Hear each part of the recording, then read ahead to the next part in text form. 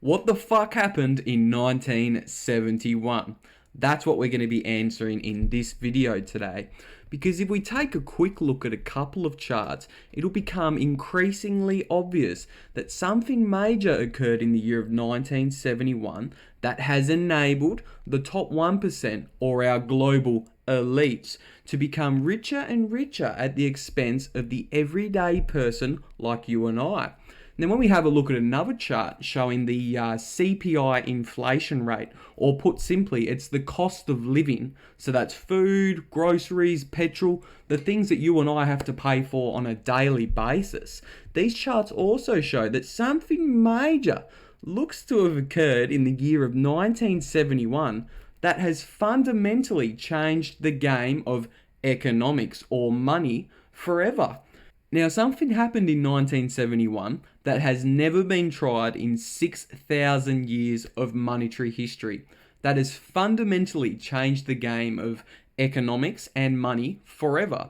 Now, if something so significant changed in 1971 that has had so many adverse effects around the world, do you think the top 1% or our puppet masters would tell us that the game has changed? Or do you think they would quietly sweep that one under the rug so they can continue to profit from this changed and rigged game, while the everyday person like you and I just quietly suffer as we sit in our little pots of boiling water as inflation rises and the value of your money erodes? Now hold up your horses, guys. We'll get to answering what happened in 1971, as well as analysing all of these other charts that show that something major seemed to happen in 1971 that seemed to cause all these really strange coincidences in the global financial system. Because in this video, I'm going to give you guys a little dose of that red pill, the truth, and how the matrix of the global financial system has been structured so that the global elites or the insiders who understand how very complicated terms such as an inflationary monetary policy, they understand how this inflationary monetary system works, so they can benefit, but they can only benefit as long as not many people know how this system works. Now, before we finish this little introduction, I'm going to ask you guys a pretty simple question that we've probably all wondered at one stage of our lives or another. Why aren't we taught about money in school? I go home and ask him, said, why don't we learn about money in school? And he looked at me and says, because the government doesn't let us teach that subject. The government tells us what we can teach and what we can't teach. And I thought that was strange. And I said, but aren't we going to school to learn about money? He says, no, your job is to get a job.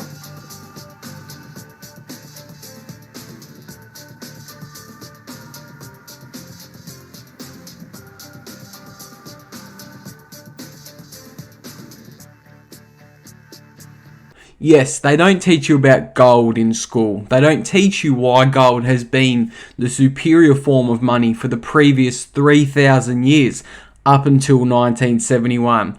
They don't tell you that President Nixon of the United States in 1971, for the first time in 6,000 years, removed the backing of gold of the currency, meaning all the Western worlds, for the first time in history, whether it's Australian dollars or British pounds or the United States dollars, you could no longer take those pieces of paper into the bank to pick up the gold, okay? That's what these notes are supposed to be. They're supposed to be receipts. So you go to the bank and you can pick up the real money, the gold. But in 1971, all of that changed with this announcement here. I have directed the Secretary of the Treasury to take the action necessary to defend the dollar against the speculators. I have directed Secretary Connally to suspend temporarily the convertibility of the dollar into gold or other reserve assets. Now, taking every currency around the world off its peg to gold and just into a purely fiat currency paper money has given central banks and governments the ability to spend with endless amounts of money. They can print money out of thin air, as they like to say, into infinity, and they can do whatever they want. They can fund wars in the Middle East, so they can go and get all the oil and commodities and natural resources over there. They can print money to blow up these huge housing and stock market bubbles, and the only consequence is inflation and the slow erosion of the fiat currency paper as the money is printed and printed, okay? They're increasing the size of the pie, which is all the fiat currency in circulation, and while your slice of that pie remains the same, they're diluting your value and your purchasing power, and that's why you're seeing the cost of living absolutely explode over the previous 20 to 30 and 40 years, dating back to 1971, since we've been on this fiat currency fiasco. And the wealth inequality has risen exponentially during that time because the rich hold all the assets that benefit from this endless printing. But firstly, we need to understand the differences between the two monies, that's gold and fiat currency, before we start having a look at all the follow-on, knock-on effects that putting us on a fiat currency standard done in 1971. Okay, so let's firstly have a look at what money is and what it has always been. Now, for the purposes of keeping this video relatively short, I'll simplify this a lot for you guys. All sorts of things have been tried as money over time, from seashells, little glass beads, silver and gold, so metals and that kind of thing. But effectively, the most important money, okay, that was the best, it was the most portable, the most divisible, the most recognizable. It was the best at functioning as a medium of exchange, and most importantly, a store of value. That money that we've settled on for thousands of years has been gold, okay? Gold has mainly been the money of choice by mankind for at least the previous 3,000 years. Until around 1,000 years ago, mankind invented the printing press. Now, before we start diving down the rabbit hole of fiat currency, we need to understand why gold was such a good store of value. Now, I've done a video earlier on, I'm going to throw a clip up of, where we analyze gold mining and its supply in much more detail. So go and check that one out if you want a little bit more detail. But essentially, the gold supply only grows at around 2% a year because it's very rare and very scarce, okay?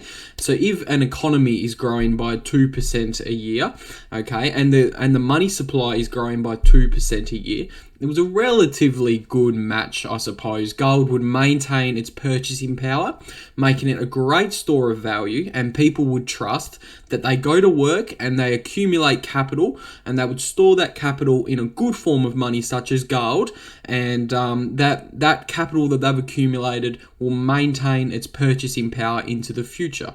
Now, that is the most important takeaway from today's video about money. A good money must have a supply that can't be artificially increased or manipulated, because human greed is a natural instinct, and every single time an emperor, a king, a big government has been able to control the money supply and artificially increase it to enrich themselves and steal from the everyday person like you and I through inflation, whether it was the Romans with the coin clipping thousands of years ago, or whether it's one of the 599 fiat currencies that have collapsed, okay, through hyperinflation. Central banks and big governments or people with ill intentions will always increase that money supply to enrich themselves. Now, that'll do us for part one of this little beginner's guide or educational series I'm going to put together about money, where I'm going to try and teach you guys all the things that we're not taught about money and the financial system in school, because education is the best way to prepare ourselves for this coming financial reset. Sounds extreme? Well, let's look at the central banks and big governments' actions. Over the past 10 years, they've bought more gold than they've bought for the previous 50 years, signaling maybe they know something that we don't, okay? So anyway, if you've learned anything today, if you liked the video, hit the like button, hit the subscribe button. It helps the channel a lot, and it helps put this video in front of more eyes on YouTube, and that's what we want. We want to prepare people and educate them about what money is. So until part two, see you guys. If you're not paying attention, You probably should be. Bitcoin is now up 44% this year. In a world where central bankers are tripping over themselves to devalue their currency, Bitcoin wins. In the world of fiat currencies, Bitcoin is the victor.